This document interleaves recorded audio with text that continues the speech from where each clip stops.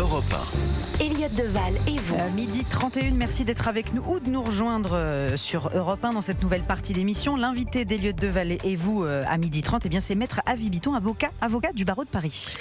Il est une référence, notamment pour le barreau de Paris en matière du droit du travail. Référence également, et c'est vrai que vous avez surperformé sur les réseaux sociaux, et notamment sur Instagram. Vous avez par exemple 394 000 abonnés, et régulièrement vous proposez des vidéos où vous expliquez aussi les difficultés, parce que c'est vrai que c'est un monde qui est très complexe, le droit du travail. Et vous vulgarisez pour vos abonnés les relations qu'il doit y avoir entre un employeur et un employé. 22 ans que vous êtes au barreau de Paris, c'était donc hier. Maître Avis Bitton, merci d'être avec nous. Merci à vous, merci de m'inviter. Maître, si vous êtes avec nous, c'est pour parler du travail. Et c'est vrai que vous savez que vendredi, par exemple, ça a été la grande polémique, mais une polémique qui dure depuis maintenant un mois. C'est-à-dire, est-ce qu'on doit laisser les boulangers ouvrir, les fleuristes ouvrir, les artisans ouvrir avec leurs salariés sous peine, aujourd'hui, la loi ne le permet pas. Mais est-ce qu'on pouvait, en quelque sorte, avoir c'était l'intelligence collective, c'était le bon sens. Voilà, le bon sens et l'intelligence collective, la tolérance. Quel regard l'avocat que vous êtes porte sur cette polémique qu'il y a eu autour du 1er mai ? C'est vraiment une polémique vaine. Non mais franchement, de tous les jours fériés qui existent en France, il y en a un seul qui est obligatoirement chômé. Un seul dans l'année. C'est la fête internationale des travailleurs dans tous les pays, c'est le 1er mai. Il y a déjà des exceptions pour les services publics essentiels, transport, sécurité, santé, ceux-là sont autorisés évidemment à travailler. Mais si on commence à faire des exceptions, c'est la boîte de Pandore. On va faire une exception pour les boulangers, puis pour les fleuristes, puis il y a l'épicier du coin qui dit « mais attendez, moi je vends de l'alimentation ». Puis la grande surface à côté va dire « mais moi aussi je vends de l'alimentation ». Et puis, je sais pas moi, les banques vont dire « mais attendez, nous on est sur des transactions internationales à des dizaines de millions d'euros, on va quand même pas s'arrêter comme ça ». Voilà, c'est la boîte de Pandore. Donc non, pas d'exception, c'est une journée dans l'année qui est obligatoirement chômée. On peut quand même offrir ça aux salariés. Mais ça peut s'entendre et c'est très bien parce que la parole elle est libre. C'est bien d'avoir aussi des avis différents sur ce plateau et dans le studio d'Europe 1. C'est pas un jour comme les autres. Pour par exemple un fleuriste, c'est la 3e journée la plus importante de l'année pour un fleuriste. Et puis, c'est pas obligatoire pour les salariés puisque c'est sur la base du volontariat. Mais est-ce que l'avocat que vous êtes, spécialiste du droit du travail, remettrait en cause l'idée du volontariat ? Ça n'existe pas le volontariat dans une entreprise ou chez les artisans ? Vous savez, la liberté du salarié en entreprise, c'est quand même une liberté surveillée. Je veux dire, vous savez très bien qu'un salarié qui dit non à son employeur qui lui dit « mais j'ai besoin de toi, c'est le 1er mai, on va vendre énormément de fleurs, il faut que tu sois sur le pont ». Le salarié qui dit non, il peut quand même craindre pour ses augmentations de salaire, sa carrière, ses promotions sur les 10 prochaines années. Donc, si vous voulez, à ce compte-là, si on part du principe que le salarié est libre, qu'il ne serait pas sous un lien de subordination, à ce moment-là, on pourrait dire il pourrait aussi abandonner ses 5 semaines de congés payés. Si c'est sur la base du volontariat, il pourrait travailler 365 jours par semaine. Il pourrait travailler plus de 13 heures par jour. Oui, effectivement, pourquoi pas ? Mais moi, j'entends. Non, mais là, on est sur l'idée, sur le fond du sujet, ou du moins non pas l'idéologie, mais les principes. La réalité du terrain, c'est qu'on a eu des dizaines de salariés qui nous ont appelés, ce sujet qui inonde les médias depuis maintenant un mois, avec des salariés, et je ne parle pas des employeurs, là je parle des salariés qui eux-mêmes appellent en disant « mais attendez, nous on a envie de bosser tout simplement, c'est un jour qui compte double, c'est un jour où on a... » Comment ? Il y a l'inflation, etc. Donc c'est intéressant aussi d'aller... Est-ce que c'est une... On avance avec notre temps et aujourd'hui, c'est aussi le temps de libérer peut-être un peu le travail, ce qui peut poser problème aux spécialistes du droit du travail, très attentifs à ce que la loi peut-être ne bouge pas dans le sens du travail et non des employés. Le problème, si vous voulez, sur la question du temps de travail, de la durée du travail, c'est la question la plus sensible dans le monde de l'entreprise. On le voit notamment avec les cadres. Les cadres, on a instauré des systèmes pour essayer de ne pas compter leurs heures, qui travaillent au maximum, avec notamment ce système du forfait jour, qui est souvent annulé par les tribunaux. Je ne veux pas être trop technique, mais bref, il y a beaucoup d'abus sur la durée du travail, beaucoup d'heures supplémentaires qui ne sont pas payées. Et ces excès sur la durée du travail, ça provoque quoi ? Ça provoque des burn-out, ça provoque des arrêts maladie, ça provoque des accidents du travail. Et qui est-ce qui paye à la fin ? Non seulement les salariés qui en souffrent, mais toute la société, la sécurité sociale qui finance ces arrêts maladie. Toute la société en pâtit. Maître Avis Bitton est avec nous, spécialiste en droit du travail. C'est très intéressant parce que c'est un regard aussi neuf d'un homme qui n'est pas favorable à ce que, on étende le droit de travailler un 1er mai lorsqu'on est salarié d'une boulangerie ou qu'on est artisan boulanger plutôt, puisqu'on n'est pas salarié, mais artisan boulanger, artisan ou fleuriste. Et vous savez qu'il y a par exemple des injustices. On a eu des bouchers qui nous dire... Franchement, c'est pas possible. Pourquoi nous, on serait pas aussi essentiel que la boulangerie ? Éric Revel est avec nous. Je vous écoute évidemment avec beaucoup d'intérêt dans votre démonstration éblouissante que le travail est une valeur coercitive. En fait, le travail n'épanouit pas quand on vous écoute. Le travail, c'est quelque chose qu'il faudrait éviter au maximum parce que ça avilirait. Dans votre démonstration, j'ai pas compris ça, moi, mais ça n'est pas tout à fait mon propos. Je peux vous dire que je travaille beaucoup et j'aime énormément mon travail. Il vient un dimanche pour parler. Mais dans votre façon, je trouve, vous n'avez pas du tout développé cette idée que pour, alors les cadres travaillent beaucoup, mais pour des salariés, avoir un travail, c'est aussi avoir un lien social, c'est aussi être dans le monde de l'entreprise et c'est aussi s'épanouir. Ils ont aussi un droit au repos quand même. Oui, bien sûr. Non, mais je conteste pas. Mais vous voyez ce que je veux dire ? La même vision que vous avez développée du patron qui serait celui qui, dans l'ombre d'une pièce, obligerait son salarié, sinon il ne l'augmenterait pas. Je trouve que c'est une vision. Mais c'est un peu unilatéral. Vous avez raison, monsieur. Je ne suis pas dans une optique de lutte des classes, d'opposition des patrons aux travailleurs, etc. Mais le monde du travail, c'est une réalité complexe. Vous avez tout à fait raison de le rappeler, de nuancer. C'est vrai, c'est une réalité complexe. Vous avez certains patrons, certaines entreprises qui vont très bien se conduire, qui vont vraiment respecter la volonté de leurs salariés. C'est vrai. Mais vous en avez aussi toute une partie, et c'est pas toujours quantifiable. C'est des chiffres noirs qui vont effectivement être beaucoup plus dans la contrainte, dans la menace. C'est une réalité.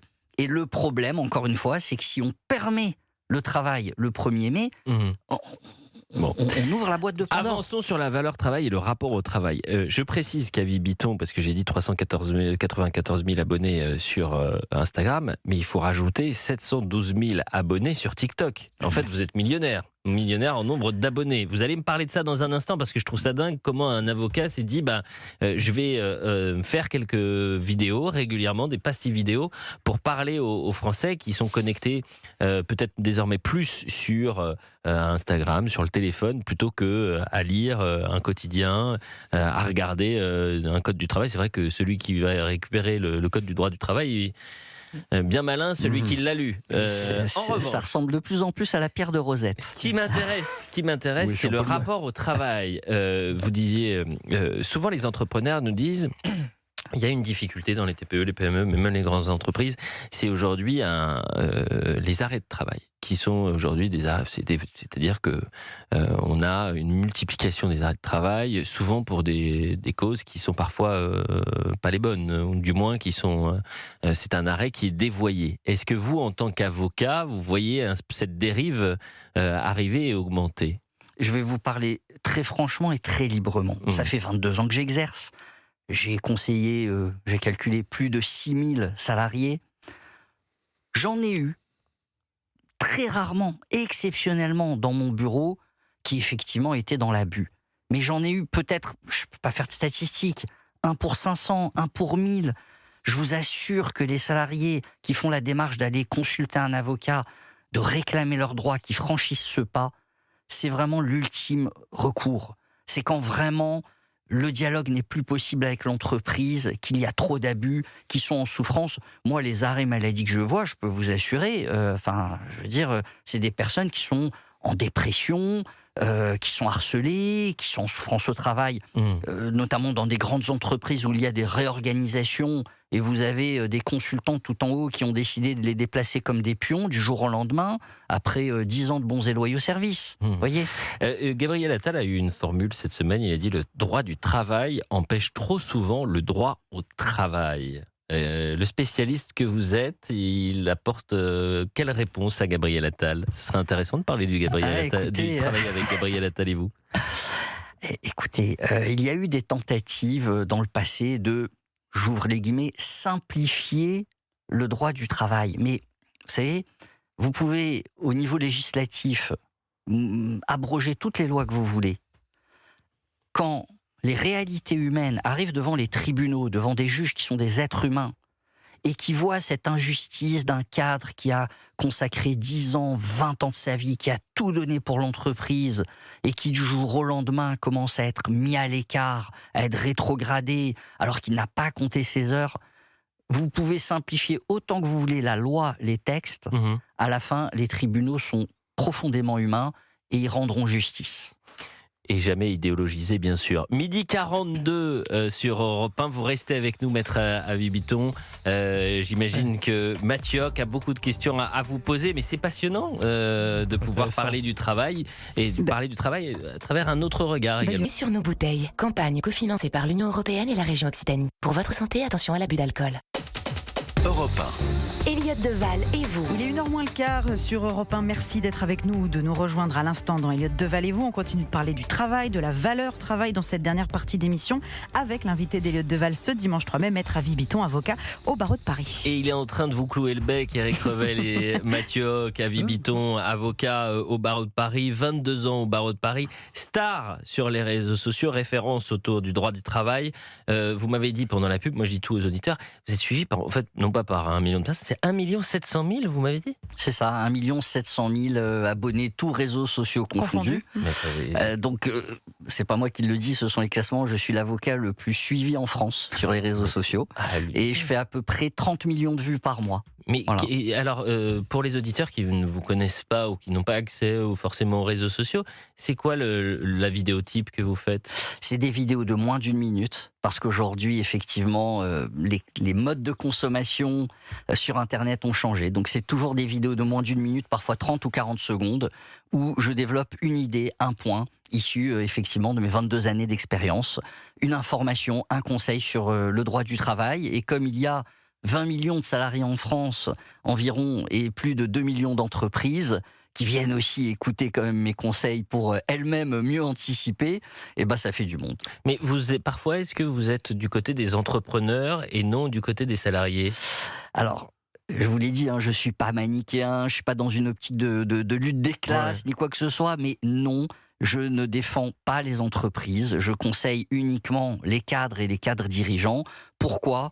Pour préserver mon indépendance, pour pas avoir de conflit d'intérêts. Quand un cadre vient me voir, il sait que je n'ai pas conseillé la veille son entreprise. Est-ce que vous êtes au droit ce que Gabriel Zucman est à l'économie? C'est-à-dire C'est-à-dire que vous avez, si vous voulez, une vision plutôt progressiste du droit, où finalement je parle du droit, où l'employeur serait non pas un problème, mais souvent le problème, et que la solution viendrait de l'employé. Non, franchement, je ne suis pas du tout dans cette optique-là politique, idéologique. Non, si vous voulez. Moi, encore une fois, les personnes que je conseille, ce sont des cadres dirigeants, des gens qui ont fait des hautes études, qui ont beaucoup d'expérience, qui ont une certaine sagesse, qui en général ont plus de 40, 50 ans. On n'est pas du tout dans cette optique. Mathiok est face à vous, Mathiok, qui est le directeur général d'un centre de réflexion qui s'appelle le Centre de réflexion Le Millénaire. Et plutôt libéral. Mais donc, comme ça, j'arrive pas à masquer. Mais la question que je voulais vous poser, c'est par rapport à ce que vous dites, c'est est-ce que finalement, quand on prend les grandes comparaisons avec les autres pays européens, on voit et on entend souvent, et je réfère aux travaux de Christophe Duval, que notre code du travail est très bavard par rapport au code du travail allemand, allemand, suisse, britannique ou même italien. Est-ce que, un, c'est vrai de votre point de vue? Et puis deux, surtout, je crois que c'est un écart de 20%, je crois, en termes de volumétrie.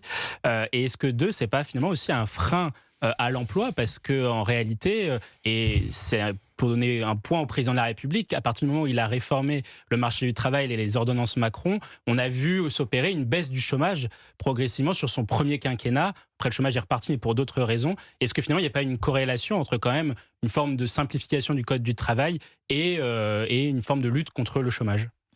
Alors, il y a deux choses. D'abord, si le code du travail est épais, pardonnez-moi, mais ça peut être juste un problème d'éditeurs qu'on a en France, qui ont tendance à ajouter beaucoup de commentaires de jurisprudence et de ça. Mais plus sérieusement, au-delà de ça, plus la loi est précise, plus elle vient régler précisément chaque aspect, chaque problème, mieux c'est. C'est très latin. C'est très latin.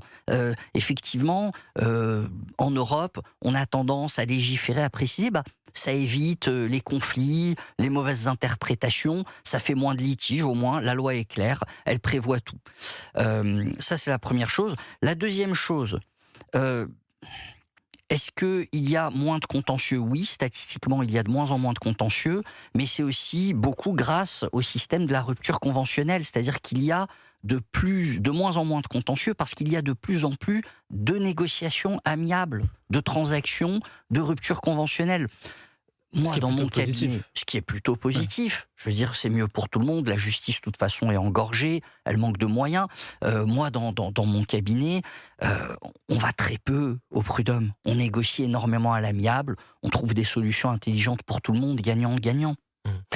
Et sur le chômage, du coup Alors, attendez, sur le chômage, vous n'avez pas répondu. C'est-à-dire, plus le droit du travail est lourd, moins il y a une capacité d'employer.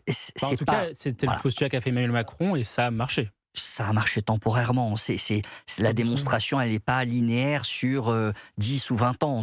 Voilà. Vous dire que ce n'est pas structurel, mais conjoncturel. Éric Revel. Oui, vous avez employé le mot magique de rupture conventionnelle. Est-ce que, oui ou non, il y a une explosion des ruptures conventionnelles en France? Parce que beaucoup d'employeurs considèrent que c'est une façon pour le salarié de tailler la route en partant avec des indemnités, qui parfois d'ailleurs plombent les trésoreries des plus petites boîtes. Est-ce qu'il y a une explosion des ruptures conventionnelles? Est-ce que vous pouvez considérer que ça peut être un sujet pour beaucoup de TPE et de PME? Alors, vous avez raison, il y a effectivement une explosion des ruptures conventionnelles. C'est une bonne nouvelle, parce que ça veut dire que l'employé et l'employeur s'accordent beaucoup plus à l'amiable, qu'il y a beaucoup moins de démissions unilatérales et brutales du salarié, beaucoup moins de licenciements unilatéraux et brutaux de la part des employeurs. Les parties s'accordent, c'est une bonne nouvelle. Alors, j'entends que des employeurs se plaignent de la rupture conventionnelle, mais je rappelle que c'est sur la base du consentement. Si l'employeur ne veut pas conclure la rupture conventionnelle, il la conclut sinon, pas. Sinon, ça part au prud'homme, ça dure des mois, c'est un enfer. Vous imaginez bien, c'est d'une lourdeur absolue. Vous êtes le premier à le savoir. Il nous reste très peu de minutes à Vibiton. Vraiment, c'est un plaisir de vous avoir. Il va falloir revenir régulièrement parce que le travail sera au cœur, j'en suis certain, de la campagne présidentielle. Et on pourrait très bien organiser toute une question sur le travail avec Gabriel Attal, avec pourquoi pas un entrepreneur et avec vous pour avoir tout ce débat autour du travail et j'ai l'impression quand même qu'on vit dans une société où il devient presque honteux de dire à quel point il est bon de travailler et il est agréable de ne pas compter ses heures et d'avoir une relation de confiance parfois avec ses employés. Pas tout le monde bien sûr, mais c'est un climat aussi, la relation au travail. Est-ce que ce climat est moins bon ou meilleur qu'auparavant? C'est la question qu'on pourra se reposer. Vous reviendrez avec nous, maître? Allez-y, Avi. Avec plaisir, avec plaisir. Avi Biton qui était avec nous, avocat au barreau de Paris, que vous pouvez suivre sur les réseaux sociaux. 1 700 000 abonnés, l'avocat le plus suivi de France.